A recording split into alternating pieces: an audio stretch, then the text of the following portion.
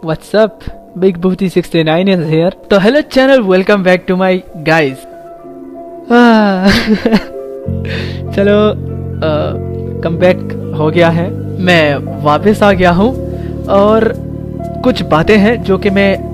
Mid में बताता चलूंगा, तो इसलिए टाइम वेस्ट नहीं करना चाहता और अपने वीडियो की ओर बढ़ते हैं, वो भी बिना किसी देरी के। तो हमारी स्टोरी की शुरुआत में सबसे पहले हमें एक किंगडम के बारे में बताया जाता है। वो किंगडम जो कि बहुत ही ज्यादा खूबसूरत और वहाँ के लोग बहुत ही ज्यादा हंसते खिलते और झूमते नजर आते हैं और उस किंगडम का नाम किंगडम एरिस होता है। तभी भीड़ में हम दो गार्ड्स को बातें करते सुनते हैं, जिनमें से एक सीनियर गार्ड अपने जूनियर को एक ही बात के बारे में चेतावनी दे रहा होता है कि वो अपनी नजरों के पर्सपेक्टिव से इस किंगडम को हर एक एंगल से अगर देख ले तो उसे लगता होगा कि यहाँ पर कोई भी अटैक करने के लिए नहीं आएगा। और इसी बात को कहते ही वो उन्हें रिवोल्यूशनरी के बारे में बताता है, जो कि किसी वक्त इस किंगडम के लोगों पर अटैक करने के लिए आ सकते हैं, क्योंकि वो करंट एम्परर और उसके एम्पायर को खत्म करना चाहते हैं। अब सीनियर का अपने जूनियर को इस बात के कहने का और कोई मकसद नहीं था, जस्ट वो इस इल्यूजन में खो ना जाए कि कोई भी उसका दुश्मन नहीं है। जो ही ये बात खत्म होती है तो हमारा अगला सीन रिवोल्यूशनरी आर्मी पर पड़ता है, जहाँ पर इतने इंटेंस माहौल में वो सारे लोग करंट एम्पायर और एम्परर को मार गिराने का एक प्लान बना रहे होते हैं। जिसके बाद एक बंदा जो कि शायद से इन रिवोल्यूशनरी आर्मी का लीडर है, तो वो मीटिंग को पूरी तरह खत्म करने से पहले अपने लोगों को कुछ चंद बातें सुनाता है कि वो लोग काफी ज्यादा टफ टाइम से गुजरे हैं और इस सफर में वो अपने बहुत सारे दोस्तों को भी खो दिए हैं, लेकिन वो इतनी दूर आ गए हैं तो वो इस जर्नी को नहीं रोक सकते। वो अपने दोस्तों का बदला और वो अपने लक्ष्य को जरूर पूरा करेंगे। तभी रिवोल्यूशनरी टीम लीडर एक खास बंदे को पिन आउट करता है कि उसका रोल इस मिशन में सबसे ज्यादा इम्पोर्टेंट है। अगर वो तैयार नहीं होगा तो ये पूरा का पूरा मिशन ही चौपट हो जाएगा।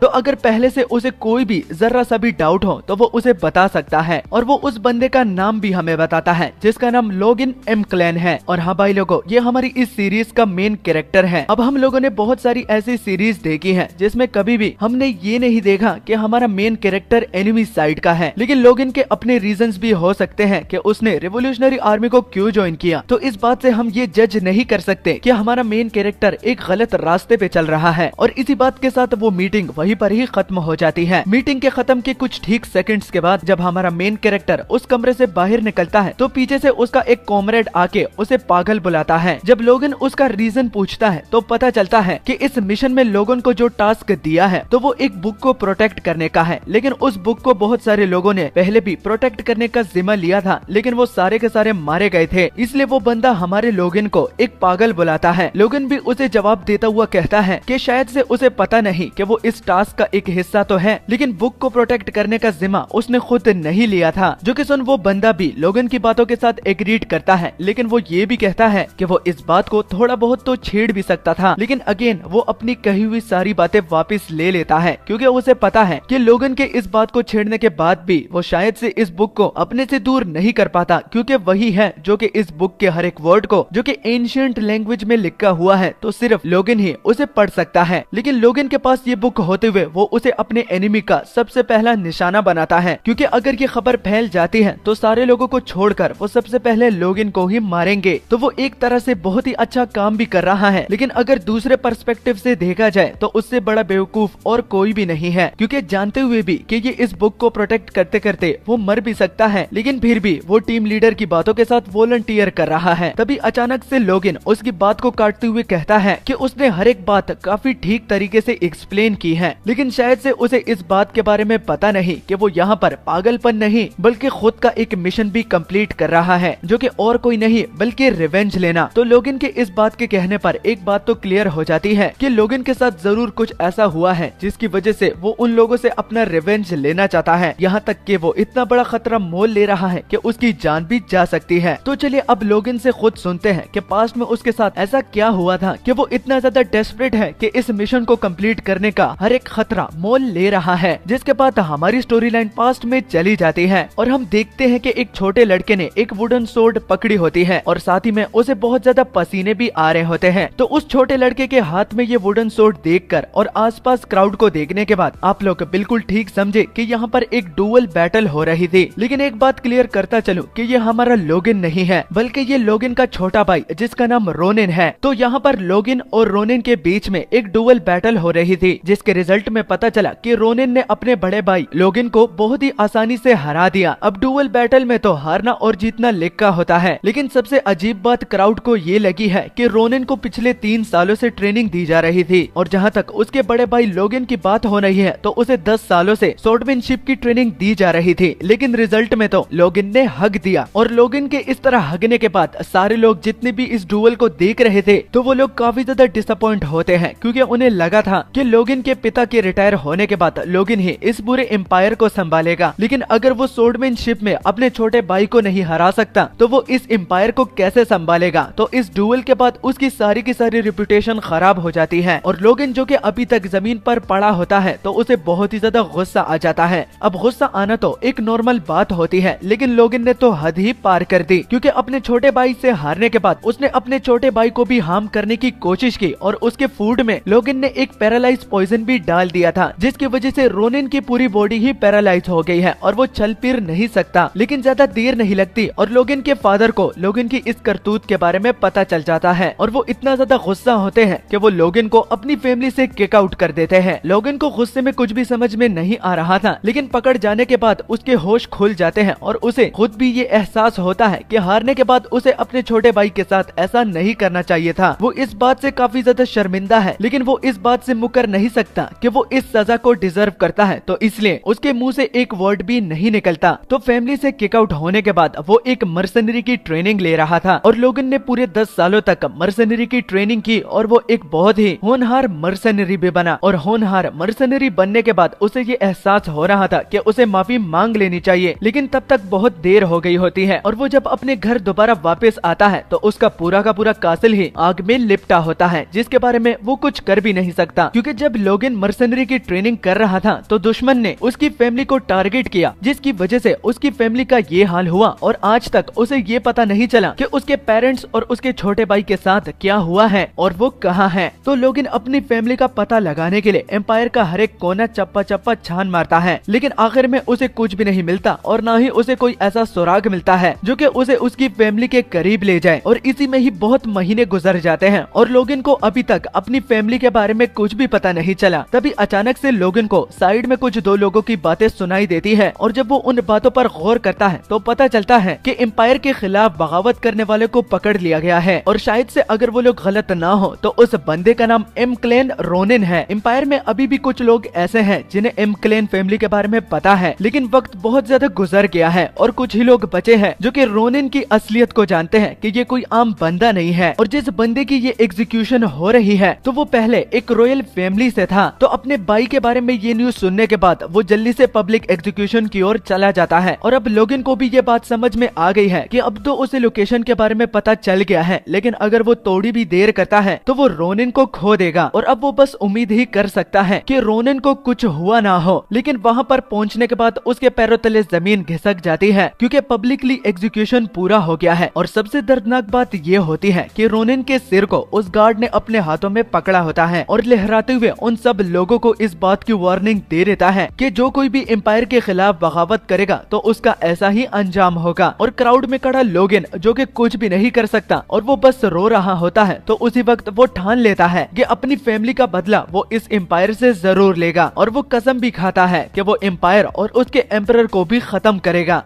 जिसके बाद हमारा सीन दोबारा प्रेजेंट पर आता है और हम देखते हैं कि लोगिन और उसकी टीम ने अपना वो मिशन शुरू भी कर दिया है। और कासल के सीन में हम सबसे पहले लोगिन को देखते हैं, क्योंकि जैसे कि कंडीशंस थी कि लोगिन को ही वो सबसे पहले टारगेट बनाएंगे, तो हम कुछ गार्ड्स को लोगिन का पीछा करते हुए भी देखते हैं। लोगिन जो कि गार्ड से भाग रहा होता है तो आखिरकार वो भी अपने सामने एक डेड एंड को पाता है और वो गार्ड्स जो कि उसका पीछा कर रहे होते हैं तो उनमें से सबसे पहले गार्ड को लोगिन नजर आता है, तो वो लोगिन पर बिना किसी सोचे समझे और ना ही किसी प्लान के साथ वो उस पर अटैक करता है। लेकिन लोगिन उस गार्ड को काफी आसानी से हैंडल कर लेता है। तभी पीछे से एक और गार्ड आता है और लोगिन उस दूसरे गार्ड को भी काफी आराम से संभाल लेता है। लेकिन अचानक से एक गार्ड पीछे से स्नीक अटैक करता है जो कि देख लोगिन टाइम पर उसे डोज करके उसे भी आराम से मार डालता है। लेकिन उस तीसरे गार्ड को मारने के बाद लोगिन अपने आप को गिरा पाता है, क्योंकि चारों ओर गार्ड्स ही गार्ड्स होते हैं और वो लोग लोगिन से उस बुक को वापस करने का बोलते हैं। लेकिन लोगिन खुद को इतनी डेस्परेट सिचुएशन सिचुएशन में पाकर प्लान बी को शुरू करता है। अब प्लान बी में लोगिन की मौत होती है और पहले से ही लोगिन ने अपने आप को प्रिपेयर्ड रखा था और उसके साथ एक मैजिकल क्रिस्टल टाइम बॉम्ब भी है। चाहे वो जितना भी सोचे लेकिन वो यहाँ से भाग नहीं निकल सकता, तो वो उस क्रिस्टल को तोड़ देता है और आखिरी अल्फाज उसके कुछ ऐसे होते हैं कि ओ सनम, अगर हम डूबेंगे तो तुम्हें साथ ले डूबेंगे। ये कहते ही टाइम बॉम्ब फट जाता है और सारे के सारे गार्ड्स लोगिन के साथ ही मर जाते हैं। अब लोगिन खुद को मारने के बाद दो कंडीशन हमें बताता है, जिनमें से एक के साथ तो वो बहुत ही ज्यादा खुश है, लेकिन एक के साथ वो काफी ज्यादा रिग्रेट कर रहा है। अब खुश वो इसलिए है कि उसने अपने एम्पायर का बदला ले लिया और उसने एम्पायर को काफी बड़ा नुकसान भी पहुंचाया है, लेकिन वो इस बात को लेकर काफी ज्यादा रिग्रेटफुल है कि उसने अपने पेरेंट्स से कभी माफी नहीं मांगी। उसे माफी मांग लेनी चाहिए थी और यही रिग्रेट उसे बहुत ही ज्यादा उदास करने पर मजबूर कर रहा है। लेकिन अगर उसे ऊपर वाले से कोई दूसरा मौका मिलता है तो वो अपने पेरेंट्स और अपने छोटे भाई से जरूर माफी मांगेगा। तभी अचानक से लोगिन की आंख खुल जाती है और इतनी तेजी से उठने के बाद उसके सिर में काफी ज्यादा दर्द भी होता है, लेकिन ये सोचकर कि वो तो मर गया है तो उसे ये दर्द किस वजह से हो रहा है तो उसे इस बात की समझ में नहीं आ रही होती। लेकिन साइड से उसे एक फेमिलियर आवाज सुनाई देती है जो कि और किसी की नहीं बल्कि उसके सर्वेंट की होती है। और अब अगर लोगिन गलत ना हो तो ये सर्वेंट जिसका नाम रिक है तो ये 30 साल पहले मर चुका था। उसको जिंदा देखकर उसके मन में एक ही सवाल उठता है और वो उसे पूछता है कि मिस्टर रिक आप जिंदा कैसे हैं? जो कि सुन मिस्टर रिक की तो पैरों तले जमीन घिसक जाती है और वो एक अजीब और टेढ़ा वेढ़ा मुंह बनाते हैं, क्योंकि उन्हें भी लोगिन के बात को सुनने के बाद लगता है कि वो गोस्ट बन गए हैं। लेकिन होश में आने के बाद उसे याद आ जाता है कि यंग मास्टर लोगिन के सिर पर चोट लगी थी, शायद इसी वजह से वो अपनी कुछ मेमोरीज को खो दिए हैं। और लोगिन अपने लेफ्ट की ओर देखकर सबसे पहले उसे अपनी फैमिली के सिंबल्स हर जगह पर नजर आते हैं और ट्रेनिंग ग्राउंड में जितने भी सोल्जर्स ने शील्ड पकड़ी होती है उन पर भी उनके फैमिली सिंबल्स लगे होते हैं। लेकिन अभी तक लोगिन को कुछ भी समझ में नहीं आ रहा होता कि ये रियलिटी है या फिर ये कोई एक सपना है। तभी पीछे से उसे एक ऐसी फेमिलियर आवाज सुनाई देती है जिससे उसके रोंगटे खड़े हो जाते हैं और वो आवाज और किसी की नहीं बल्कि रोनिन की होती है। रोनिन कमरे में आने के बाद अपने बड़े भाई का हालचाल पूछता है, लेकिन इस मंजर को देखने के बाद लोगिन को सब कुछ बातें याद आ जाती हैं कि ये सीन उसने पहले भी देखा हुआ है और इस सीन को देखने के बाद उसे कंफर्म हो गया है कि वो टाइम में पीछे आ गया है और पिछले लाइफ में जब रोनिन इसी तरह ही लोगिन के हेल्थ के बारे में पूछने के लिए आया था तो लोगिन ने बहुत ही गुस्से में और बड़ी ही बेइज्जती के साथ उसे कमरे से दफा होने के लिए बोला, लेकिन उसके बावजूद भी रोनिन उसका पीछा करता था। आखिर में पूरी तरह समझने के बाद रोनिन ने कभी भी अपने बड़े भाई से बात नहीं की। इतनी सारी बातों को एक ही बारी में याद करने से उसके सिर में दर्द होता है, जो कि देख रोनिन घबरा जाता है और पीछे सर्वेंट रोनिन को यहाँ से जाने का बोलता है क्योंकि उसके बिग ब्रदर के हालात कुछ ठीक नहीं है। लेकिन लोगिन उसे रोककर कि वो ठीक है, वो उसके करीब आ सकता है, तो इससे रोनिन को काफी ज्यादा खुशी होती है। तो रोनिन अपने बड़े भाई के करीब आने के बाद सबसे पहले तो लोगिन से माफी मांगता है क्योंकि उसे फाइट करते वक्त थोड़ा बहुत तो देखना चाहिए था, जिसके साथ हमारा लोगिन बिल्कुल भी एग्रीड नहीं होता क्योंकि रोनिन ने तो कुछ गलत ही नहीं किया। अगर किसी को माफी मांगनी चाहिए तो उसी को ही मांगनी चाहिए, जो कि बोलकर दोबारा लोगिन अपना सिर पकड़ लेता है क्योंकि उसे यकीन नहीं आता कि उसने पिछली लाइफ में अपने छोटे भाई के साथ क्या क्या किया था, क्योंकि रोनिन ये डिजर्व ही नहीं करता और आखिरी दम तक रोनिन अपनी फैमिली के हक के लिए लड़ रहा था और अगर उस वक्त लोगिन को देखा जाए तो वो यहाँ वहाँ फिर रहा था। इसलिए लोगिन अपने छोटे भाई के कंधों पर हाथ रख के उससे सच्चे दिल से माफी मांगता है, यहाँ तक कि वो रो भी पड़ता है और वो अपने छोटे भाई को गले लगाता है। रोनिन अपने बड़े भाई को रोता हुआ देखकर वो भी रो पड़ता है और इसी तरह ही छोटा भाई और बड़ा भाई एक दूसरे को हक करते हुए बहुत ही जोर जोर से रोते हैं, जिससे दोनों का दिल काफी ज्यादा हल्का हो जाता है। जिसके बाद रोनिन वहाँ से जाने की इजाजत ले लेता है, लेकिन वो दोबारा जरूर आएगा, वो ये कहकर वहाँ से चला जाता है। जिसके बाद अब लोगिन को ये यकीन आ गया है कि वो पास्ट में आया है और अगर उसे ऊपर वाले से ये एक दूसरा मौका मिला है तो उसे फ्यूचर के बारे में भी पता है कि फ्यूचर में उनकी फैमिली के साथ क्या होने वाला है। तो हिस्ट्री को दोबारा रिपीट होने से रोकने के लिए उसे जल्दी से जल्दी स्टेप्स उठाने पड़ेंगे। तभी ठीक लोगिन के पीछे से चिल्लाने की आवाज आती है। लोगिन जब मुड़कर देखता है तो उसकी सर्वेंट चिल्ला रही होती है और साथ में लोगिन से माफी भी मांग रही होती है। लोगिन को कुछ भी समझ में नहीं आ रहा होता, लेकिन उसे याद आ जाता है कि वो अपनी पिछली लाइफ में काफी खड़ूस रहा है और वो बिना किसी वजह के अपने सर्वेंट्स को डांटता रहता था। लेकिन अपनी सर्वेंट को इग्नोर करके वो मिस्टर रिक से बोलता है कि उसे एक पेन और पेपर चाहिए। पेन और पेपर का सुनकर वो बहुत ही ज्यादा घबरा जाते हैं क्योंकि उन्हें लगता है कि मेरी जो कि लोगिन की सर्वेंट है तो उसे पेन और पेपर से किसी तरह से पनिश किया जाएगा। लेकिन गुस्से में अब उन लोगों को डांट कर कि अगर वो मजीद बकवास करेंगे तो वो जरूर उसे पनिश करेंगे। पेन और पेपर मिलने के बाद वो उसे थैंक्स भी बोलता है। मिस्टर रिक अब बहुत ही ज्यादा हैरान हो जाते हैं क्योंकि उन्हें विश्वास नहीं आ रहा कि उन्होंने अपने कानों से सुना कि यंग मास्टर ने उन्हें थैंक यू बोला है। जिसके बाद जब लोगन उसे गुस्से से दफा होने का बोलता है तो मिस्टर रिक ठीक हो जाते हैं क्योंकि लोगन ने उसे डांटा, तो इसका मतलब लोगन बिल्कुल ठीक ठाक है और वो वहाँ से चले भी जाते हैं। लेकिन ये सब कुछ देखकर लोगन को काफी ज्यादा गुस्सा आता है, लेकिन वो खुद को शांत करके कि ये सब कुछ उसके एक्शन का ही नतीजा है, तो उसे पेशेंस रहना चाहिए और अब ज्यादा सोचने की बारी नहीं, क्योंकि उसे सब कुछ पहले से ही पता है कि आज से पूरे 10 सालों के बाद एक ऐसी जंग छिड़ेगी जिससे पूरा का पूरा एम्पायर ही गिर जाएगा। लेकिन सबसे पहले उसे उस वाली लड़ाई को रोकना होगा जो कि आज से 1 साल बाद होने वाली है, जिसके होने के बाद उसकी फैमिली को काफी ज्यादा डार्क टाइम से गुजरना पड़ेगा। तो अब जबकि उसे फ्यूचर के बारे में पता है तो जितनी चीजें भी उसे याद हो तो उसे जल्दी से जल्दी नोट कर लेना चाहिए। लेकिन इन सब चीजों से एक और इम्पोर्टेंट चीज एक ऐसी भी है जिसे पहले हल करना बहुत ही ज्यादा जरूरी है। तभी अगले सीन में हम लोग इनके फादर पैट्रियार्क को देखते हैं, जिन्हें उनका सर्वेंट कहता है कि उनके यंग मास्टर लोगिन मिलने के लिए आए हैं।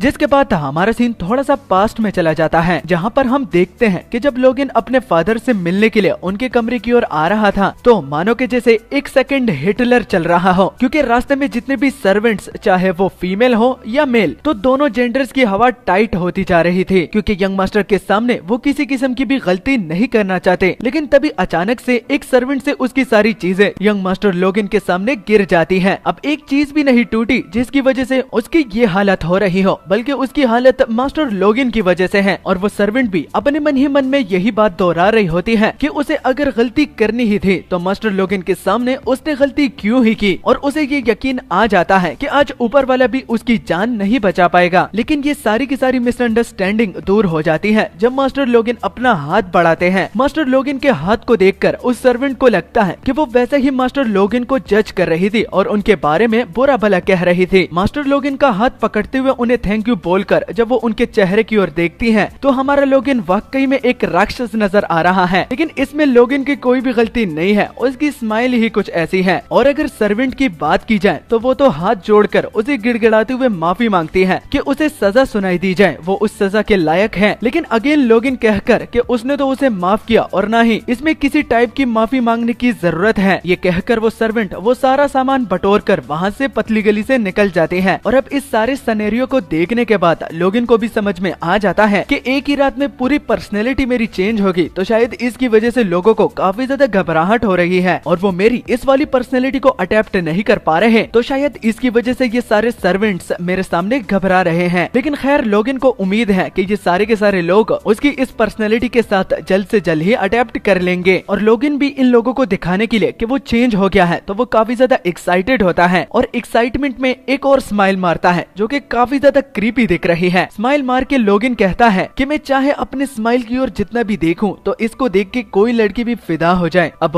ये तो नहीं हो सकता कि मेरी स्माइल की वजह से ये सर्वेंट डर गई। हाँ, मुझे यकीन है मेरी स्माइल। और आखिरकार वो अपने फादर के कमरे के सामने खड़ा होता है। पैट्रियार्क का सर्वेंट पैट्रियार्क यानी कि लोगिन के फादर से इजाजत लेता हुआ कि यंग मास्टर लोगिन उससे मिलने के लिए आए हैं, तो उससे पहले लोगिन अपने फादर की पर्सनैलिटी हमें डिस्क्राइब करके बताता है कि एक कोल्ड हार्टेड फादर जिसने अपने बेटे को विजिट भी नहीं किया, जो कि डुएल में अपने छोटे भाई से हारकर बेहोश हो गया था, और एक ऐसा कोल्ड हार्टेड फादर जिसने दोबारा ना सोचते हुए अपने बड़े बेटे को अपनी ही फैमिली से किक आउट कर दिया, और एक ऐसा पिता जिसके संबंध उसके दोनों बेटों के साथ अच्छे नहीं थे। तो ऐसे फादर से मैं दोबारा मिलने के लिए जा रहा हूँ। लेकिन तभी खुद को करेक्ट करते हुए कि इसमें उनके फादर की कोई भी गलती नहीं थी, और लोगिन जो ये सब कुछ बोल रहा था तो ये पास्ट का लोगिन बोल रहा था, क्योंकि आज का दिन लोगिन के लिए चाहे एक मेमोरी ही क्यों ना हो, लेकिन ये प्रेजेंट है और वो अपना रिलेशन अपने फादर के साथ जरूर ठीक करेगा, और पास्ट में जितनी भी गलतियां लोगिन ने की है तो वो दोबारा नहीं दोहराएगा। क्योंकि मैं ये जो अपने फादर को कोल्ड हार्ट बुला रहा हूँ, तो क्या ये मैंने कभी सोचा कि अपने बेटों को किक आउट करने पर एक पिता को कैसा लग रहा होगा। लोगिन को सब कुछ ठीक करना है, चाहे उसके लिए उसे कुछ भी करना पड़े। दरवाजा खुलने के बाद अपने फादर पर एक नजर पड़ते ही लोगिन के आंखों में आंसू आ जाते हैं, क्योंकि पूरे 20 सालों के बाद वो अपने पिता को दोबारा देख रहा है। कंफ्यूजन दूर करने के लिए लोगिन को को पूरे 20 साल हो गए हैं कि अपने पिता का चेहरा उन्होंने नहीं देखा, लेकिन अगर पैट्रियार्क की बात की जाए तो वो हर रोज लोगिन का चेहरा देख रहा था, क्योंकि लोगिन फ्यूचर से पास्ट में आया है। तो इसलिए अपने फादर को पूरे 20 सालों के बाद देखने के बाद वो अपने जज्बात को कंट्रोल नहीं कर पाता और उससे पूछता है कि फादर अब तो बहुत ठीक लग रहे हैं। लेकिन जैसा कि लोगिन ने बोला कि उनके फादर कोल्ड हार्टेड हैं, वो जस्ट शो करते हैं, लेकिन लोगिन को पता है कि अंदर ही अंदर ये उतने ही ज्यादा नरम दिल है। तो लोगिन की बात को सुनने के बाद पैट्रियार्क बोलते हैं कि उसे क्या चाहिए। वो लोगिन की बात को इग्नोर करके सीधा पॉइंट पर आना चाहते हैं। तो लोगिन भी टाइम वेस्ट नहीं करता और अपने फादर से बोलता है कि वो आइसोलेटेड ट्रेनिंग में जाना चाहता है। आइसोलेटेड का मतलब अपने घर बार को छोड़ के सिर्फ ट्रेनिंग ही करना, और वो भी अपने घर से बहुत दूर। जो कि सुनकर पैट्रियार्क भी सोचने पर मजबूर हो जाते हैं कि लोगिन अपने घर बार को छोड़ के ट्रेनिंग क्यों करना चाहता है, और वो इसके पीछे का रीजन भी जानना चाहते हैं, क्योंकि आइसोलेटेड ट्रेनिंग में जाने का एक रीजन होता है, और अगर वो रीजन अच्छा ना हो तो शायद से लोगिन को इसकी इजाजत भी ना मिले। लेकिन लोगिन अपने मन ही मन में बोलता है कि इस ट्रेनिंग का सिर्फ एक ही मकसद है, क्योंकि वो उस रीजन वॉर को जीतना चाहता है जिसकी वजह से उसकी फैमिली काफी डार्क टाइम से गुजरेगी, जो कि आज से ठीक 1 साल के बाद होने वाली है। और उसी रीजन वॉर को जीतने के लिए उसे अपनी आर्मी को स्ट्रॉन्ग करना होगा। उसके लिए अच्छे इक्विपमेंट्स की जरूरत होती है और एक अच्छे टीचर की भी, जो कि सोल्जर्स को अच्छी ट्रेनिंग दे पाए। लेकिन इन सब को पूरा करने के लिए उसे पैसे चाहिए। अब यहाँ पर अपने फादर से मिलने का ये मकसद नहीं कि वो अपने फादर से पैसा लेने के लिए आया है, क्योंकि अगर वो मांगता भी है तो उसके फादर नहीं देने वाले। लोगिन की ये बात कहकर अब आप लोग भी सोच रहे होंगे कि शायद से वो उसे इसलिए पैसे नहीं देना चाहते क्योंकि लोगिन एक ट्रस्टवर्दी बेटा नहीं है, बल्कि इसके पीछे का रीजन हमें लोगिन ही बताता है। पैसे ना देने की वजह ये है क्योंकि उसकी फैमिली एक ही नाम से मानी जाती है, और वो है बेगर, यानी कि गरीबों के गरीब फैमिली। आसान शब्दों में उनकी फाइनेंशियल कंडीशन कुछ ऐसी है कि वो सब फैमिलीज को मिला के सबसे लोवेस्ट रैंक पर है। लेकिन इसको भी ठीक करने के लिए लोगिन के पास एक प्लान है, वो आज से 3 महीने के बाद होगा। और जैसे कि आपको पैनल नजर आ रहा है तो ये एक लड़की है। पैसों का मामला शायद इस लड़की के साथ लोगिन सॉर्ट आउट करेगा, और वो कैसे ये तो सिर्फ लोगिन ही जानता है। तो आइसोलेटेड ट्रेनिंग का सुनकर उनका पिता बोलता है कि तुम इसलिए जाना चाहते हो क्योंकि तुम अपने छोटे भाई से एक डुअल बैटल जो हारे हो। जो कि सुन लोगिन इस बात के साथ डिसएग्रीड करता है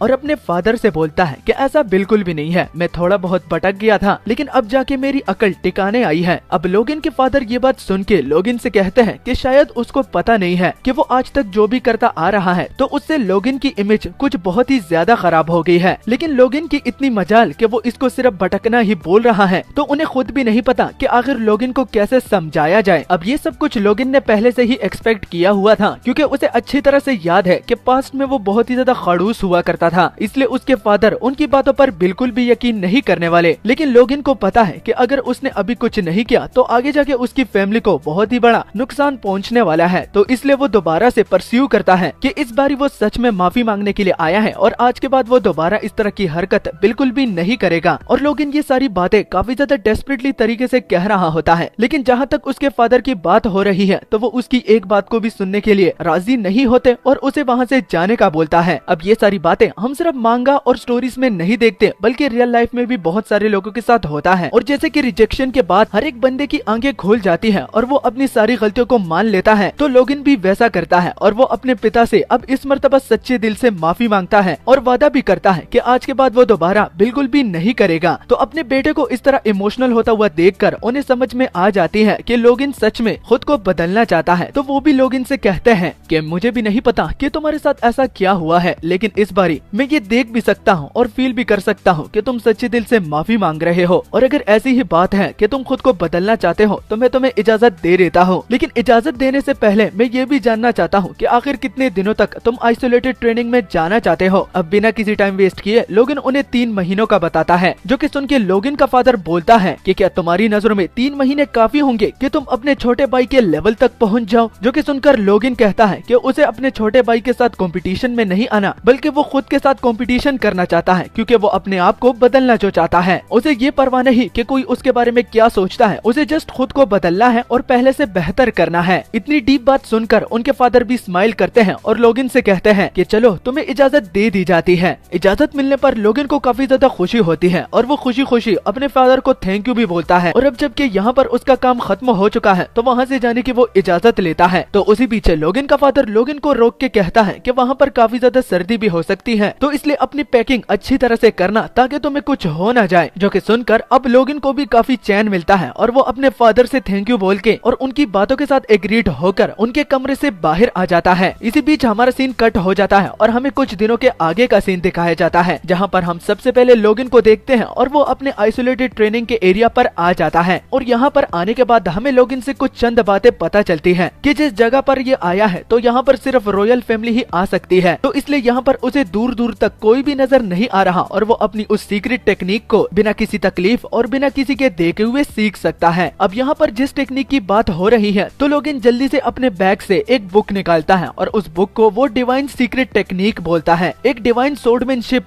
जो कि सिर्फ लोगन को ही पता है और वो किसी और को नहीं दिखाना चाहता, तो इसलिए उसने इस तरह की जगह को सेट किया है। लेकिन आखिर ये डिवाइन सोर्डमैनशिप की किताब लोगन के हाथों कैसे लगी, तो ये हमें लोगन बताता है कि ये किताब उसने पूरी तरह से मेमोराइज की है और ये अभी इसने खुद अपने हाथों से लिखी हुई है और ये ओरिजिनल की कॉपी है, लेकिन इसमें वो हर एक बात लिखी हुई है जो कि ओरिजिनल में थी और वो ओरिजिनल किताब उसने अपने पास्ट लाइफ में पढ़ी थी और लोगन के अलावा उसे और कोई नहीं पढ़ सकता था। तो ये वाली किताब भी उसने अपने लैंग्वेज में लिखी है जिसे सिर्फ लोगन ही पढ़ सकता है। पास्ट में उसने उस किताब को पूरी तरह से पढ़ लिया था और बाद में उसे जला दिया था क्योंकि इसके अंदर जो सोर्डमैनशिप लिखी हुई है तो वो एंशिएंट टाइम के हीरोज की टेक्निक्स हैं। अगर उसे कोई सीख लेता है तो वो इविल ड्रैगन्स को भी काफी आसानी से हरा सकता है। यहाँ तक कि अगर प्रेजेंट की बात की जाए, अगर लोगन इन सब टेक्निक को सीख लेता है तो एम्पायर का कोई ऐसा बंदा भी नहीं होगा जो कि लोगन के सामने टिक पाए। लेकिन पास्ट में लोगन के साथ एक ऐसा कांड हुआ था कि वो इस टेक्निक को नहीं सीख पाया था। अब वो प्रॉब्लम क्या थी, तो वो उसकी एज थी, क्योंकि उस टाइम उसकी एज कुछ बहुत ही ज्यादा बढ़ गई थी और इसको सीखने के लिए एक जवान बॉडी चाहिए होती है। तो इस मर्तबा उसके साथ चांस है और वो इसको सीख पाएगा। इस किताब की जितनी भी टेक्निक्स है तो लोगन उसे अब जाया नहीं होने देगा। ये कहकर अब लोगन उस डिवाइन पावर को एक्टिवेट कर लेता है और उसकी बॉडी के आसपास एक ऑरा जमा होने लगता है और लोगन को ये बिल्कुल भी नोटिस नहीं हो रहा होता कि उसके चेस्ट पर एक ऑरा सर्कल बन रहा है और लोगन यही तो चाहता है। लेकिन लोगन को अब तक ये नोटिस नहीं हुआ कि वो अपने टास्क को कब का कंप्लीट कर चुका है। लेकिन जहाँ तक लोगन की बात हो रही है तो वो अपने मन ही मन में कहता है कि दोबारा पास्ट में आने के बाद उसकी बॉडी की कुछ ऐसी एबिलिटीज हैं जो कि अपग्रेड हो चुकी हैं और वो उन्हें फील भी कर सकता है। और अगर इसी तरह ही चलता रहा तो 3 दिन और 3 रातों के अंदर ही अंदर वो उस ऑरा सर्कल को बना लेगा। लेकिन तभी वो नोटिस कर लेता है कि सर्कल तो ऑलरेडी बन चुका है। अब लोगन को इस बात का खुद भी पता नहीं कि ये सर्कल आखिर इतनी जल्दी कैसे बन गया। लेकिन अब जब ये किस्मत उसका साथ दे रही है तो लोगन को बहुत ही ज्यादा खुशी होती है और लोगन का दिल गार्डन गार्डन होके बहुत ही ज्यादा मोटिवेट हो जाता है। अब एज अ टेस्टामेंट वो जल्दी से अपने सोर्ड को उठा लेता है और टेस्ट आउट करता है ताकि उसके साथ कोई प्रैंक ना हो रहा हो। इसी को ही कंफर्म करने के लिए वो सामने की तरफ एक स्लैश लगाता है, लेकिन वाकई में उस स्लैश के पीछे काफी ज्यादा पावर होती है और इससे ये कंफर्म हो जाता है कि ये रियलिटी है, उसके साथ कोई प्रैंक नहीं हो रहा। और लोगन को उम्मीद है कि अगर ऐसा ही चलता रहा तो वो उस वॉर के लिए भी जितनी चीजों को कलेक्ट कर रहा है वो भी कलेक्ट कर लेगा और खुद भी काफी ज्यादा स्ट्रॉन्ग हो जाएगा। तो इसलिए अब जब की किस्मत उसका साथ दे रही है तो वो जल्दी से इस ट्रेनिंग को खत्म करना चाहता है ताकि उसके साथ मजीद और भी टाइम कलेक्ट हो जाए और वो उस वॉर के आने से पहले ही सारी चीजों को काफी अच्छी तरह से निपटा ले। ये कहकर लोगन अपनी ट्रेनिंग को शुरू करता है और इसी में ही वो अपनी ट्रेनिंग को बहुत ही ज्यादा जल्दी खत्म कर लेता है। और आज लोगन की ट्रेनिंग का आखिरी दिन है, तो आखिरी दिन पर वो उस टेक्निक को ट्राई करना चाहता है जिससे टाइम को भी काटा जा सकता है और उसके पास अभी के लिए सिर्फ सिंगल स्टार कोर ही है, तो इसलिए वो उस टेक्निक को इस्तेमाल कर सकता है। लोगन अपनी पोजीशन को बरकरार रखते हुए सामने की तरफ स्पेस टाइम स्लैश लगाता है जिसकी पावर इतनी ज्यादा होती है कि उसका अंदाजा हम लोग और लोगन भी नहीं लगा सकता। लेकिन धूल मिट्टी हटने के बाद और अपने सामने सक्सेस रेट को देखने के बाद लोगन को काफी ज्यादा खुशी होती है और वो जोर जोर से हंसने भी लगता है क्योंकि वो जिस तरह सब चीजों को कैलकुलेट कर रहा था तो उससे काफी ज्यादा जल्दी चीजें हो रही हैं और वो उनको जल्दी अकॉम्प्लिश और सीख भी रहा है। लेकिन वो एक खराबी को नोटिस करता है कि सिर्फ एक ही स्लैश के साथ उसकी ये हालत हो गई है, यानी कि उसने अपनी ट्रेनिंग का गोल तो कंप्लीट कर लिया है लेकिन उसकी बॉडी इस पावर को हैंडल नहीं कर सकती, तो इसका भी उसको कुछ करना होगा। लेकिन इस अकॉम्प्लिशमेंट को अपने फादर तक पहुंचाना अब उसका फर्ज है। लेकिन उससे पहले लोगन किसी बदबू को स्मेल करता है और वो बदबू और किसी की नहीं बल्कि उसकी पसीने की है। अगर वो इस तरह अपने फादर से मिलने के लिए जाएगा तो उनके फादर तो बेहोश ही हो जाएंगे।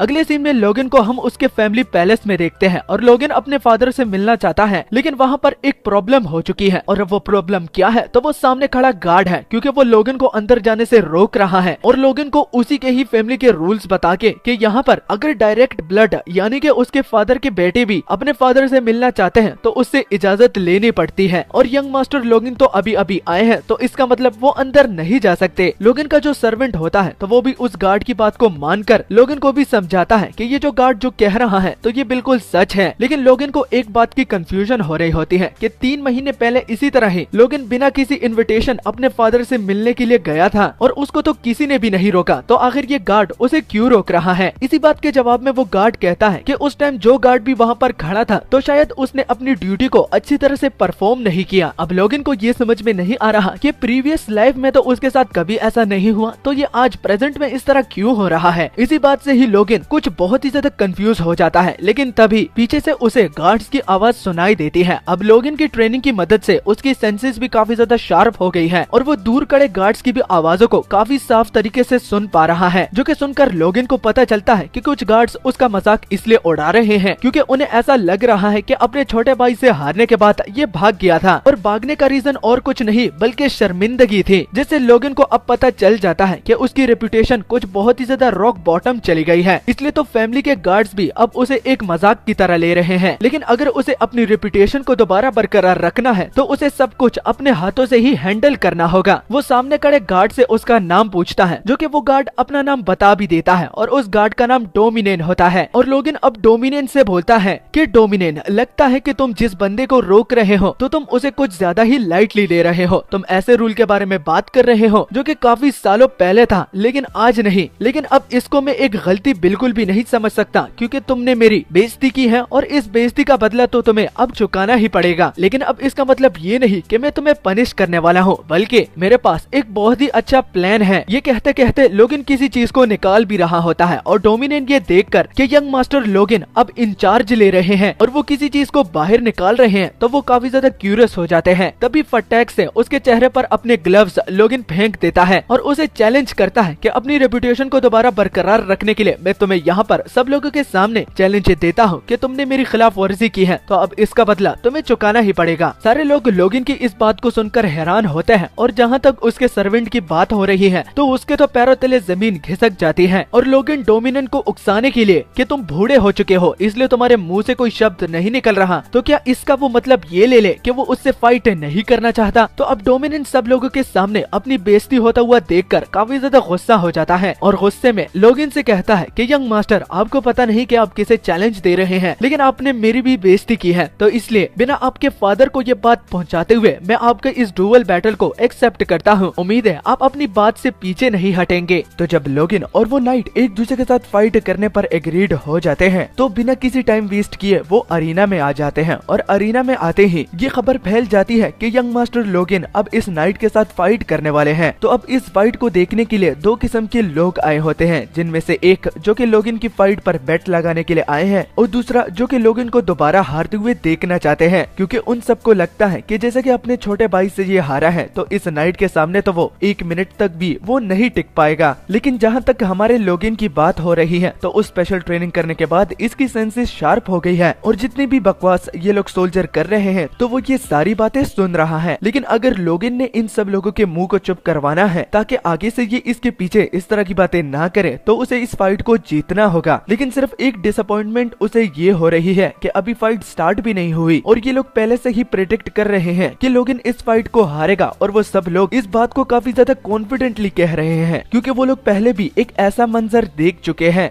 तभी सामने खड़ा वो गार्ड हमारे लोगिन से कहता है कि लोगिन मास्टर, मैं उम्मीद करता हूँ कि इस फाइट में आपको ज्यादा चोटें नहीं लगेंगी, लेकिन मुझे इस बारे में टेंशन नहीं लेनी चाहिए क्योंकि आपके चेहरे से ही पता चल रहा है कि आप इस फाइट को लेकर काफी ज्यादा रिलैक्स हैं। अब उस गार्ड ने 1 मिनट में ही अपने वक्त, जज्बात और जिंदगी सब कुछ बदल दी क्योंकि लोगिन उसकी बातों से ही ये फील कर पा रहा है कि वो उसे 2-4 गालियां देना चाहता है, लेकिन वो ये नहीं कर सकता क्योंकि लोगिन एक फैमिली मेंबर है और ऊपर से सारे गार्ड्स उस पर नजर रखे हुए हैं। और जब ये बात कंफर्म हो जाती है कि अब ये आगे और कुछ नहीं बोलने वाला तो लोगिन अपने मन ही मन में कहता है कि इस बंदे में तो जरा सा भी दम नहीं है। तभी हमारा सीन साइड पर हमारे लोगिन के सर्वेंट पर पड़ता है। सर्वेंट रिक जो कि खड़े खड़े इसी बात के बारे में सोच रहे होते हैं कि इस फाइट के रिजल्ट में लोगिन को ही चोटें लगेंगी और वो खड़े खड़े अपनी सांसों को भी रोक लेते हैं क्योंकि उनसे ये देखा नहीं जाता कि यंग मास्टर लोगिन इस तरह अरीना में खड़े हैं और सामने एक ऐसे गार्ड से फाइट कर रहे हैं जो कि फाइटिंग के एक्सपीरियंस में लोगिन से कहीं गुना ज्यादा आगे है। और अब तो उस फाइट को स्टार्ट करने का वो बंदा भी आ जाता है, जो कि अपने फाइट को शुरू करने से पहले उनको इस डुअल के बारे में कुछ रूल बताता है कि इस डुअल में उन लोगों ने कुछ चेंजेस की है और वो चेंजेस वुडन सोर्ड की है। क्योंकि ये एक फ्रेंडली डुअल है तो इसलिए रियल वेपन का इस्तेमाल नहीं किया जा सकता, लेकिन फिर भी उसके चेहरे पर घबराहट हम देख पा रहे हैं। और आखिरी के कुछ सेकंड्स में जब यंग मास्टर लोगिन की ओर देखते हैं तो यंग मास्टर लोगिन नोट करते हुए कि वो एकदम रेडी है और वो इस फाइट को स्टार्ट कर सकता है, तो उस गार्ड के तो पैरों तले जमीन घिसक जाती है। क्योंकि यहाँ पर जिस बंदे के साथ वो फाइट कर रहा है तो वो वुडन सोर्ड से भी हमारे यंग मास्टर को मार सकता है। क्योंकि फैमिली गार्ड जितने भी हैं तो वो एक माना यूजर है और माना को उस वुडन में इंजेक्ट करने के बाद वो उस आम बंदे को जो कि माना को इस्तेमाल नहीं कर सकता उसको मौत के घाट उतार सकता है। लेकिन अब वो चाहे तो वो इस फाइट को नहीं रोक सकता, क्योंकि इन दोनों में से कोई भी माफी नहीं मांगने वाला, क्योंकि दोनों इस फाइट के लिए एक्साइटेड है। और अगर गौर से देखा जाए तो दोनों में एक गुस्सा है जो कि एक दूसरे को सबक सिखाने के लिए उबल रहा है। लेकिन वो सिर्फ एक बात की उम्मीद कर सकता है और इसके लिए प्रे भी करेगा कि सर डोमिनियन जो कि माना यूजर है और इस वुडन सोर्ड से भी यंग मास्टर लोगिन को मौत के घाट उतार सकता है, तो वो आशा करेगा कि सर डोमिनियन इस फाइट में अपनी माना का जर्रा सा भी इस्तेमाल ना करे। ये अपने मन में कहकर वो इस फाइट को शुरू करता है और इस फाइट को शुरू करने के बाद यहाँ पर जो भी होगा तो वो उसकी रिस्पॉन्सिबिलिटी नहीं लेगा। डुअल बैटल स्टार्ट हो जाती है, दोनों एक दूसरे से दूर चले जाते हैं और अपनी पोजीशन बरकरार रखते हैं। लेकिन वहीं पर ही सर डोमिनियन अपनी फोर्स माना को रिलीज करते हैं, जिसको बाकी के सोल्जर फील कर लेते हैं, क्योंकि माना फोर्स ही वही एक चीज है जो कि सर डोमिनियन को इस फाइट में सुपीरियर बनाती है। क्योंकि माना फोर्स को इस्तेमाल करने के बाद अगर वुडन सोर्ड से हमारे लोगिन को एक हिट भी लग जाता है तो वो किसी रियल वेपन से कम नहीं होगा और यंग मास्टर लोगिन उसको बर्दाश्त नहीं कर पाएंगे और वही मर जाएंगे। जितने भी स्पेक्टेटर्स होते हैं उन लोगों के पैर थड़ थड़ कांपने लगते हैं और एडिशनली माना फोर्स को देखने के बाद उन लोगों के तो पैरों तले जमीन घिसक जाती है। कोई कहता है कि ये तो वो चीटिंग कर रहा है और जिस बंदे ने इस फाइट को स्टार्ट किया था तो वो तो सर डोमिनियन से अब बोल रहे होते हैं कि जरा संभल के, वो किसी और के साथ नहीं बल्कि यंग मास्टर लोगिन के साथ फाइट कर रहे हैं। अब ये तो बाकी लोगों के रिएक्शन है, लेकिन उस बंदे का क्या जिसकी ये फाइट है। तो जब हम यंग मास्टर लोगिन को देखते हैं तो वो तो बोर खड़े होते हैं और कब ये फाइट सीरियसली स्टार्ट होगी इसी का ही वो कामली तरीके से वेट कर रहे होते हैं। अब जैसा कि फोर्स को फील करने के बाद बाकी लोगों के पैर थड़ थड़ कांप रहे होते हैं तो हमारे लोगिन के क्यों नहीं। तो इसी को ही क्लियर करने के लिए लोगिन बताता है कि आप लोग भी सोच रहे होंगे कि बाकी लोग थड़ थड़ कांप रहे हैं लेकिन उसे कुछ फर्क नहीं पड़ रहा। तो इसका रीजन भी वो बताता है कि इसकी ये जो माना फोर्स है तो ये उसको अच्छी तरह से कंट्रोल नहीं कर पा रहा, क्योंकि जैसे कि वो अपनी नजरों से देख पा रहा है तो उसकी माना फोर्स वो इधर उधर फैल रही होती है, उसके कंट्रोल में नहीं होती। इसी को ही देखकर वो हमारे सर डोमिनियन को कहता है कि सर डोमिनियन, लगता है कि आपको किसी बात ने काफी ज्यादा उदास कर दिया है और अभी फाइट अच्छी तरह से स्टार्ट भी नहीं हुई, लेकिन आप इतनी ज्यादा मेहनत कर रहे हैं। मेहनत से लोगिन का मतलब कि उसकी माना फोर्स इधर उधर फैल रही है लेकिन उसको भी वो काफी मुश्किलों से कंट्रोल कर पा रहा है। तो सीधा तीर निशाने पर लोगिन की बात सच निकली और हमें सर लोगिन अपनी दास्तान सुनाते हैं। दास्तान को शॉर्टकट में बताता हूँ कि सर डोमिनियन एक ऐसे नाइट जिनको किसी बात का फर्क नहीं पड़ता, वो वैसे भी 40 के हो गए हैं और वो रिटायर होने वाले थे और उनको किसी के साथ भी पंगा नहीं लेना था। सारे लोग उनसे डरते हैं लेकिन उनको डरना नहीं चाहिए क्योंकि वो वर्स्ट नाइट है, उनका चेहरा ही डरावना है। इसी को ही देखकर सारे लोग उनसे पंगा नहीं लेना चाहते। लेकिन आज अगर लोगन ने उसे ये बात ना कही होती कि वो बूढ़े हो चुके हैं तो वो शायद इस सिचुएशन में भी ना होते। लेकिन उसे सिर्फ एक बात का गुस्सा है कि अगर कोई दूसरा माना फोर्स वाला बंदा उसकी इस तरह बेइज्जती करता तो उसे कुछ फर्क नहीं पड़ता, लेकिन एक ऐसा बंदा जिसको वो काफी आसानी से मसल भी सकता है, वो अपने भाई से भी हारा है और ना ही उसे सोर्ड पकड़ना आता है और ना ही सोर्डमैनशिप में उसके साथ कोई एक्सपीरियंस है, तो एक अनाड़ी के मुंह से अपनी बेइज्जती को सुनकर उसे काफी ज्यादा गुस्सा चढ़ता है और वो गुस्से में अपनी माना फोर्स का भी इस्तेमाल करता है और हमारे लोगिन पर अटैक करने के लिए आगे बढ़ जाता है। सर डोमिनियन को लोगिन के करीब होता हुआ देखकर पीछे हमारा सर्वेंट रिक काफी ज्यादा उछल रहा होता है क्योंकि उसे इस बात की ही टेंशन थी कि लोगिन को कहीं चोट न लग जाए। लेकिन यहाँ पर तो सर डोमिनियन उसे मारना चाहते हैं। वो उस बंदे से रिक्वेस्ट करते हैं जिसने ये फाइट स्टार्ट की है कि इसे इसी वक्त रोक दो, लेकिन उसके हाथों में भी ये नहीं होता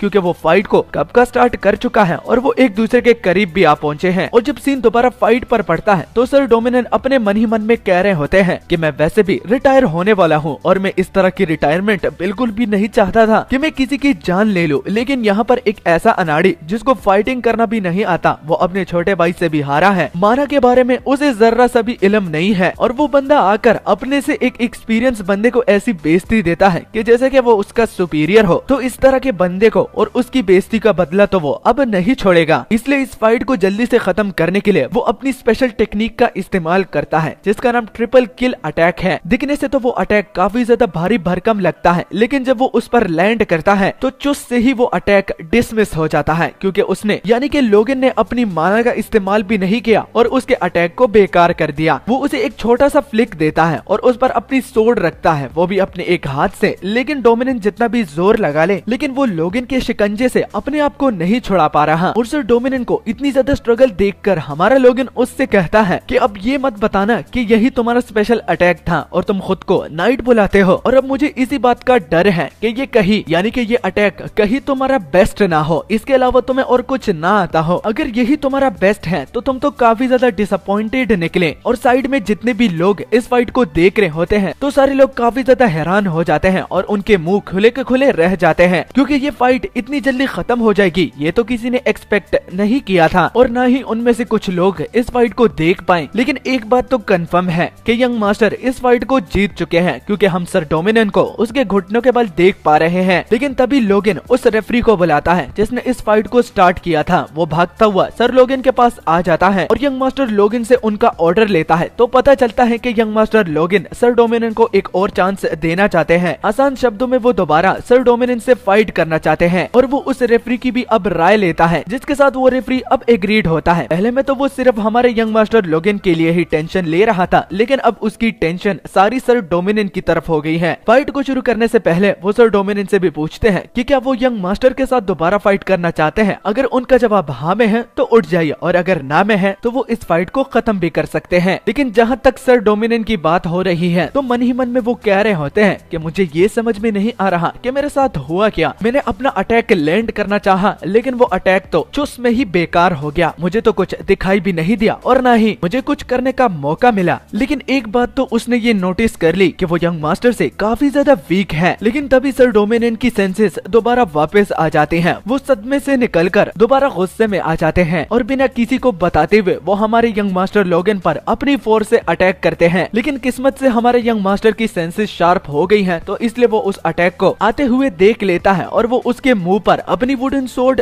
दे मारता है, जो कि खाने के बाद सर डोमिनियन लगभग बेहोश ही हो गए थे। और यंग मास्टर लोगन काफी ज्यादा गुस्से में होते हैं, क्योंकि उसने उन्हें एक दूसरा चांस दिया, लेकिन उस चांस को उसने गवा दिया और बिना किसी को बताए हुए मुझ पर एक स्नीक अटैक करने की कोशिश की। तो अब इसको सबक सिखाने का वक्त आ गया है, क्योंकि इसी से ही वो अपनी रेपुटेशन को दोबारा पीक पर ले जाएंगे। और दूसरी ओर हमारे सर डोमिनियन, जो कि अभी तक अपने घुटने के बल बैठे होते हैं, तो बड़ी ही हिम्मत करने के बाद वो हमारे यंग मास्टर को पुकारते हैं और यंग मास्टर लोगन से कहते हैं कि यंग मास्टर लोगन, मुझे माफ कर दीजिए, मैं आगे से दोबारा इस तरह बिल्कुल भी नहीं करूंगा। और सबसे बड़ी बात कि इस फाइट के रिजल्ट में मैं हार गया हूँ, तो मैं अपनी हार को एक्सेप्ट करता हूँ। लेकिन जो ही वो ये बात करता है तो दोबारा यंग मास्टर लोगन उसके चेहरे पर अपनी वुडन सोर्ड दे मारता है, जो कि पिछली बार से काफी ज्यादा जोरदार था। लेकिन हमारे सर डोमिनियन कंफ्यूजन में कि वो अपनी हार को एक्सेप्ट कर चुके हैं, तो अब ये यंग मास्टर लोगन उसकी कुटाई क्यों कर रहे हैं। तो अपनी रेपुटेशन को भी तो पीक पर लाना है, तो इसलिए जितना देखना था लोगन ने देख लिया और जितनी मर्सी करनी थी वो लोगन कर चुका है। अब पनिशमेंट की बारी है और सर डोमिनियन इस पनिशमेंट के हकदार हैं कि उन्हें पनिश किया जाए, क्योंकि है तो वो एक नाइट है, लेकिन अपने सुपीरियर से वो पंगा ले रहा था, इसका हर जाना तो उसे भरना ही पड़ेगा। ये कहकर यंग मास्टर लोगन सर डोमिनियन की कुटाई को शुरू करते हैं और उन्हें इतना ज्यादा जोर जोर से मारते हैं कि उनकी चीखें निकलती हैं। पीछे के जितने भी लोग खड़े होते हैं वो चाहते हुए भी इसको नहीं रोक सकते, क्योंकि उन्होंने कभी भी यंग मास्टर लोगन को इतना ज्यादा गुस्से में नहीं देखा और ना ही किसी की इस तरह पिटाई करते हुए देखा है। और वो नाइट्स जो कि लोगन को अंडर एस्टिमेट कर रहे होते हैं, तो लोगन को देखने के बाद उन सब लोगों की राय चेंज हो जाती है और उन्हें भी ये फील होता है कि यंग मास्टर ने इन 3 महीनों में ऐसा क्या किया है कि वो इतने ज्यादा चेंज हो गए हैं और इतने ज्यादा स्ट्रॉन्ग भी हो चुके हैं। और साथ ही में जिस अंदाज से उन्होंने अपनी इस वुडन सोर्ड को पकड़ा है, तो देखने से ऐसा लगता है कि वो कई सालों के एक माहिर सोर्डमैन है। इसी तरह ही आखिर में लोगन अपनी कुटाई को रोक देता है और जिस रेफरी ने इस फाइट को शुरू किया था वो अब इस फाइट के रिजल्ट को भी अनाउंस करता है कि इस फाइट का विनर और कोई नहीं बल्कि हमारे यंग मास्टर लोगन है। अगला सीन हमें लोगन और उसके फादर के बीच में दिखाया जाता है। यंग मास्टर लोगन 3 महीनों की ट्रेनिंग के बाद अपने रिजल्ट को अपने फादर को बताना चाहते थे, लेकिन उनके फादर को पहले से ही पता चल गया है, क्योंकि वो उस फाइट को स्टार्टिंग से ही देख रहे थे और उनको ये भी पता चला है कि लोगन अवेकन भी हो गया है, यानी कि वो अपने माना को भी इस्तेमाल कर सकता है। इस अकॉम्प्लिशमेंट से वो काफी ज्यादा खुश है और वो लोगन को बधाई भी देते हैं। लेकिन लोगन ने ये कैसे किया तो वो ये भी पूछते हैं। तो लोगन अपने फादर को जवाब देता हुआ कहता है कि उसे खुद भी नहीं पता। ये कहकर उन्हें काफी ज्यादा कंफ्यूजन भी हो रही होगी, लेकिन ये सच है। उसने अपनी लालच को अपने से दूर किया और जितनी भी बातें उसको अभी तक परेशानी में डाल रही थी तो उन सबको उसने इग्नोर किया। उसने अपने आप को भी माफ किया उस हर एक कांड के लिए जो कि उसने अपने पास्ट में किया था। तो ये सब कुछ चीजें करने के बाद उसकी बॉडी में ऐसा फील हो रहा था कि फोर्स कलेक्ट हो रही है और लोगन को भी पता नहीं चला कि कब, कहां और कैसे उसकी बॉडी में फोर्स कलेक्ट होगी और वो अगले ही पल अवेकन हो गया। अब लोगन ये जो बातें कह रहा है तो उसके ऑपोजिट उसके साथ हुआ है, क्योंकि इस तरह तो उसके साथ कभी भी नहीं हुआ। उसने स्पेशल ट्रेनिंग की मदद से खुद को अवेकन किया है। लेकिन जहाँ तक ये सारी बातें लोगन ने अपने फादर को बताई है तो ये सच है, ये झूठ नहीं है। क्योंकि लोगन अगर पास्ट की बात करे तो 40 का वो हो गया था, लेकिन अभी तक उसकी अवेकनिंग नहीं हुई थी। उसके साथ अपनी फैमिली की गिल्ट थी और उस गिल्ट को जब उसने जाने दिया तो तभी उसकी अवेकनिंग हो पाई। तो अगर व्यूअर को लगता है कि यहाँ पर लोगन ने झूठ बोला है तो इसी को ही क्लियर करने के लिए लोगन कहता है कि ऐसा बिल्कुल भी नहीं है। वो एक किस्म से सच भी बोल रहा है, क्योंकि उसकी पास्ट की रिग्रेटमेंट उसकी अवेकनिंग में रुकावट बन रही थी। इसलिए वो दोबारा इस तरह की सिचुएशन को कभी भी अपनी जिंदगी में फेस नहीं करना चाहता। इसलिए वो खुद को पूरी तरह से बदलने की कोशिश कर रहा है। लेकिन ये सारी बातें कहने के बाद उसे अपने फादर के रिस्पॉन्स का वेट होता है। तभी पैट्रियार्क यानी कि लोगन के फादर लोगन से कहते हैं कि तुम चेंज हो गए हो, तुम झूठ नहीं बोल रहे थे, लेकिन तुमने एक काम गलत किया है। उसकी गलती को पॉइंट आउट करते हुए पैट्रियार्क अपने बेटे को बोलता है कि तुम चेंज तो हो गए हो, तुमने उन सारी बातों को रियलाइज कर लिया है जो कि तुम्हारी गलतियां थी, लेकिन तुम्हें अपनी अकॉम्प्लिशमेंट के बाद इस तरह का कांड बिल्कुल भी नहीं करना चाहिए था। अब किस कांड की बात हो रही है तो वो और किसी कांड के बारे में बात नहीं, बल्कि इस फाइट जो कि अभी अभी हुई है इसी के बारे में है। पैट्रियार्क कहते हैं कि अपनी अकॉम्प्लिशमेंट के बाद उसे इस तरह बिल्कुल भी नहीं करना चाहिए था। लेकिन जब लोगन अपने फादर से ये बात सुनते हैं तो वो भी अपने फादर से कहते हैं कि वो गलत तो नहीं, लेकिन उसे उम्मीद है कि बाकी की न्यूज उसने सुन ली होगी, इसलिए वो इस तरह की बात कर रहे हैं। तो पैट्रियार्क का जवाब हाँ में होता है। उसने बाकी की खबर भी सुनी थी कि आखिर किस वजह से उन दोनों के बीच में फाइट हो रही थी, लेकिन सिर्फ वो एक बात अपने बेटे से पूछना चाहता है कि अपनी अकॉम्प्लिशमेंट के बाद क्या ऐसा करना जरूरी था। अगर है तो वो उसके बारे में जानना चाहता है, और अगर नहीं है तो पैट्रियार्क ये समझेंगे कि लोगन जैसा था वैसा ही है। वो प्रिटेंड कर रहा है कि वो बदलना चाहता है, लेकिन उसके कांड तो पहले जैसे हैं। क्योंकि अगर पनिशमेंट की बात की जाए तो पनिशमेंट में इतना ज्यादा आगे नहीं जाना चाहिए। तो लोगन का जवाब हाँ में होता है। ये सुनकर पैट्रियार्क को काफी ज्यादा हैरानी होती है। लेकिन जब लोगन अपनी बात को शुरू करता है कि इस तरह करना इसलिए जरूरी था क्योंकि वहाँ पर सिर्फ हमारे सर्वेंट्स नहीं बल्कि सोल्जर्स भी मौजूद थे और साथ में नाइट भी, और उन्होंने उस सारे सिनेरियो को देखा था। फॉर एग्जाम्पल, अगर लोगन वहाँ पर अपना एक्शन नहीं लेता तो सर डोमिनियन एक वायरस की तरह काम करते और वो वायरस बिट्रेयल और मजाक उड़ाने के तरीके में काम करता। यानी कि लोगन के एक्शन ना लेने पर बाकी के गार्ड्स भी सेम करते और लोगन को काफी ज्यादा नीचे नजरों से देखते, और अगर हालात इससे भी ज्यादा बुरे होते तो लोगन के अलावा बाकी के फैमिली मेंबर्स को भी वो इसी तरह ही ट्रीट करना शुरू कर देते। इसलिए वहाँ पर इस तरह का एक्शन लेना काफी ज्यादा जरूरी बना। लोगन अपने मन में ये भी कहता है कि 10 सालों तक वो मर्सनरी रहा है और उसे टीम के बारे में पता है कि टीम कैसे काम करती है। तो यहाँ पर एक उनके लीडर को सबक सिखाने के बाद बाकी के नाइट्स खुद ब खुद ठीक हो गए होंगे। पैट्रियार्क को जब ये रियलाइज होता है कि इस सारे सिनेरियो में सर डोमिनियन ही सबसे ज्यादा गलती में थे तो वो लोगन को माफ करते हैं, लेकिन आगे से लोगन दोबारा ऐसा ना करें तो वो लोगन को भी एक वार्निंग देता है। लोगन को वार्निंग की बिल्कुल भी टेंशन नहीं, लेकिन उसके फादर इतनी आसानी से उसे माफ कर रहे हैं तो वो जस्ट अपने फादर को घूरता चला जाता है। लेकिन जब पैट्रियार्क अपने बेटे की ओर देखता है तो लोगन को कहता है कि वो इस तरह घूर घूर के अपने पिता को क्यों देख रहा है, क्या उसे पनिशमेंट चाहिए? अगर चाहिए तो उनके फादर उसे पनिशमेंट दे सकते हैं। जो कि सुनकर लोगन कहता है कि नहीं नहीं, इस तरह की बात बिल्कुल भी नहीं है। पैट्रियार्क लोगन से कहता है कि आगे से लोगन को उसके परमिशन के बगैर इस तरह का काम दोबारा नहीं करना होगा, और उसे अभी तक अपना रैंक बैच भी नहीं मिला तो उसे संभल के चलना होगा। इन सारी बातों के साथ लोगन एग्रीड होता है। लेकिन सबसे अहम बात जो कि पैट्रियार्क लोगन को बताता है कि तुम्हारी फियोंसे भी आने वाली है, जो कि सुनकर लोगन को मानो बहुत ज्यादा एक्साइटमेंट हो जाती है। लेकिन वो एक्साइटमेंट अपने फियोंसे को देखने के लिए नहीं बल्कि उस प्राइज पूल के लिए जो कि उसे अपनी फियोंसे से मिलने वाला है। तो जिस लड़की का पैनल हमें दिखाया गया था तो वो दरअसल हमारे लोगन की फियोंसे है और उसका नाम रेना है। और अगर रेना की फैमिली की बात की जाए तो वो वुल्फ्स फैमिली से है और वो उसकी प्रिंसेस है। अब इस बात से मेरा क्या मतलब था, तो मैं काफी टाइम से चुप था, लेकिन जब एक बंदे को ही आपकी परवाह नहीं होती तो मैं क्यों करूं। तो आप तो अच्छी तरह से नोटी 3.0 चैनल को जानते ही होंगे, जो कि मेरा चैनल था, लेकिन मैंने एनिमे रैंक्स को दिया, जिसको मैं अपना दोस्त मानता था। तो जब मैंने 1 महीना पहले कम्युनिटी लगाई थी, तो उसमें बहुत सारे लोगों ने मुझे बताया कि जब वो मेरे बारे में पूछ रहे थे तो एनिमे रैंक से उन्हें पता चल रहा था, जो कि मेरे नाम से चैनल बनाया हुआ है, और वो कहता है कि आज के बाद मैं नहीं आने वाला, तो मुझे अनसब्सक्राइब कर दो। मैं हैरान कि मैंने कब बोल दिया। मैंने कम्युनिटी भी नहीं लगाई और मेरा बिल्कुल भी ऐसा इरादा नहीं था, लेकिन हमारे बीच में कुछ कंट्रोवर्सी चल रही थी इससे पहले। लेकिन मुझे ये बिल्कुल भी उम्मीद नहीं थी कि ये मेरे सब्सक्राइबर को ऐसी बात बोलेगा। अब मेरी इस बात से और कोई मकसद नहीं, लेकिन मैं अपना पॉइंट क्लियर करना चाहता हूं, क्योंकि अभी तक टेलीग्राम में और मुझे अपनी पुरानी इंस्टाग्राम की आईडी पर मैसेज आते हैं कि आपने यूट्यूब छोड़ दिया है, यहाँ से हमें पता चला है। और special thanks to Prince Explainer और वाइम57 जिन्होंने गाइड किया उन्हें कि उसके एग्जाम्स चल रहे थे और आएगा। उन्होंने ये नहीं बोला कि उसे अनसब्सक्राइब कर दो। तो माफ करना आपका टाइम वेस्ट किया, लेकिन ये बताना जरूरी था। और इस तरह का बेगैरत इंसान मैंने कभी भी नहीं देखा, जो कि पैसों के पीछे इतना पागल हो गया है कि इस तरह की कंट्रोवर्सी बनाना चाहता है। चलिए, बहुत बातें हो गई, अब अपनी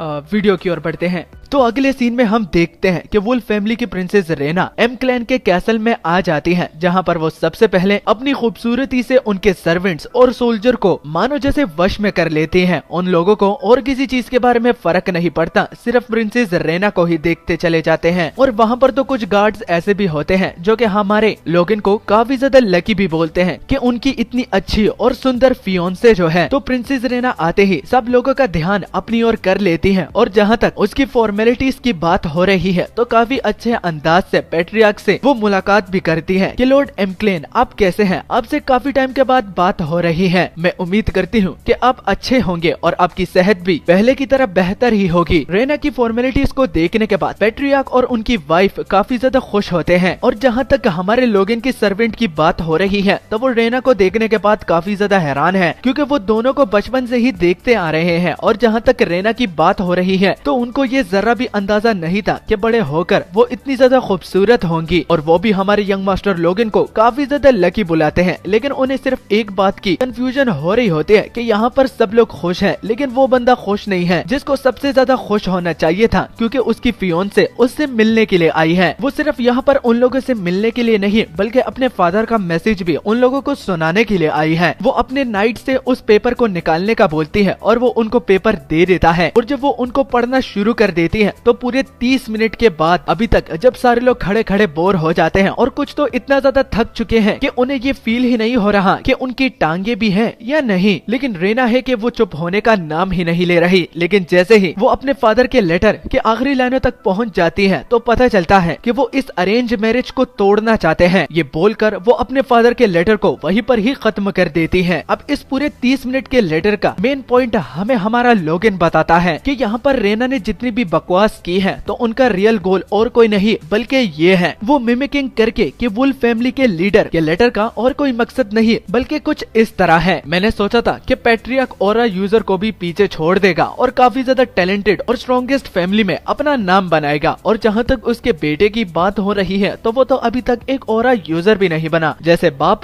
वैसा बेटा। और अगर उन लोगों की फाइनेंशियल स्टेट के बारे में बात की जाए तो वो तो काफी ज्यादा लोअर रैंक पर आते हैं। जस्ट मैं तो इसलिए उन लोगों के साथ संबंध बनाना चाहता था क्योंकि मैंने उनके पूर्वजों के बारे में सुना था कि वो सबसे ज्यादा स्ट्रॉन्गेस्ट हैं। लेकिन लगता है कि पास्ट और फ्यूचर के मेंबर्स में आसमान और जमीन का फर्क है। तो यही उस लेटर की असलियत है, ना कि रेना से पढ़वा के, क्योंकि उसकी सुंदरता को देखकर कोई भी उस पर पिघल जाए और किसी को भी ये कड़वा सच पता ना चले कि इस लेटर में एम क्लैन की बेइज्जती हो रही है। अब बाकी लोगों का नहीं पता, लेकिन जहाँ तक हमारे एम क्लैन लीडर पैट्रिक की बात हो रही है तो उसे पता चल जाता है कि यहाँ पर उसकी फैमिली की बेइज्जती हो रही है। अगर वो इस बात का जवाब नहीं दे पाया तो उनकी फैमिली की बेइज्जती का वो खुद ही जिम्मेदार होंगे। पैट्रिक गुस्सा होकर रेना से बोलते हैं कि तुम्हारे फादर को पता नहीं क्या हो गया, लेकिन इस तरह का काम करके उन्हें शायद पता नहीं कि वो दूसरी फैमिली की बेइज्जती करना चाहते हैं विदाउट एक प्रॉपर रीजन के। वो इस अरेंज मैरिज को कैसे तोड़ सकते हैं, मुझे रीजन जानना है, वरना मैं इस बात को ऐसे ले लूंगा कि तुम लोग हमारी फैमिली की बेइज्जती कर रहे हो और इसका अंजाम अच्छा नहीं होगा। पैट्रियार्क को गुस्से में देखकर सारे गार्ड्स और सारे सर्वेंट होश में आ जाते हैं और उन्हें भी ये बात रीजनेबल लगती है। लेकिन तभी रेना अपनी नौटंकी को शुरू करती है और अपनी गुड लुक्स को दोबारा यूज में लाकर हमारे पैट्रियार्क से बोलती है कि माय लॉर्ड, आप जैसा समझ रहे हैं वैसा बिल्कुल भी नहीं है। मैं आपकी इसी ही मिसअंडरस्टैंडिंग को क्लियर करने के लिए खुद यहाँ पर पर्सनली आई हूँ ताकि आपसे और लोगन से माफी मांग सकूं, क्योंकि मुझे पता था कि इस मैसेज को पढ़ाने के बाद आप काफी ज्यादा गुस्सा होंगे, जिसकी वजह से मैंने यहाँ पर पर्सनली आना ही प्रेफर किया, क्योंकि आप मुझे समझ सकते हैं यहाँ पर मैंने जो अपनी मेमोरीज गुजारी है उसी के ही खातिर मैं यहाँ पर आपसे और लोगन से माफी मांगने के लिए आई हूँ, क्योंकि मुझे हर एक पल याद है और हर एक पल मेरे लिए काफी ज्यादा प्रेशियस भी है। मुझे नहीं पता कि मेरी फैमिली इस बात से क्या साबित करना चाहती है, लेकिन मैं खुद को यहाँ पर क्लियर करने के लिए आई हूँ और उम्मीद है आप मेरी बात को समझ जाएंगे। जो कि सुन के दोबारा सर्वेंट्स अब रेना को काफी ज्यादा मासूम और साफ दिल समझते हैं, क्योंकि यहाँ पर जिस तरह की उसने कारकर्दगी यानी कि नौटंकी दिखाई है तो उसे देख के कोई भी इस पर यकीन कर ले। तो इस बात से क्या साबित होता है कि लुक्स मैटर करती हैं और रेना बाकी के लोगों को इतना ज्यादा इमोशनली ब्लैकमेल कर देती है कि वो रोने लग जाते हैं, यहाँ तक कि वो आंखें बंद करके रेना पर विश्वास करने के लिए रेडी हैं और उसके हर एक बात को सच मानते हैं। लेकिन एज वी एक्सपेक्टेड ये बाकी लोगों की राय है और जहाँ तक उस बंदे की बात हो रही है जिसकी ये फियोंसे है, तो उसे कोई फर्क नहीं पड़ता कि ये क्या बोल रही है और क्या नहीं। उसे तो सिर्फ अपने पैसों से मतलब है कि ये कब पैसे देंगी और कब यहाँ से दफा हो जाएंगी। अब आखिर क्यों हमारे लोगों को फर्क क्यों नहीं पड़ रहा, तो ये तो हमें आगे ही पता चलेगा, इसलिए पहले से मैं स्पॉइलर नहीं देना चाहता। तो आगे आगे देखो कि रेना में आखिर क्या गड़बड़ है जिसको लेकर हमारे लोगों को जर्रा सा भी फर्क नहीं पड़ रहा।